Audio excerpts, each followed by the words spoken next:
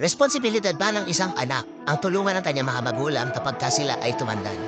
Marami ngayon na nagsasabi sa social media that it is actually part of our toxic Filipino culture. Well, I strongly disagree. Why? It is always subjective. Para sa akin, napaka-importante pa rin ng pamilya sa buhay nating mga Pilipino.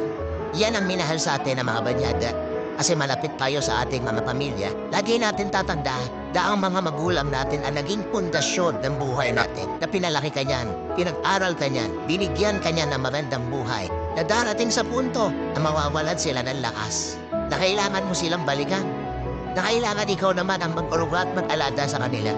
Iyan ang minahal sa atin ng ibang bansa. Kaya napakadami nagkaroon ng trabaho sa ibang bansa dahil mapagmahal tayo sa pamilya. For me, it's not toxicity. For me, it's just love. Pagmamahal yan ng isang anak sa kanyang mga magulang.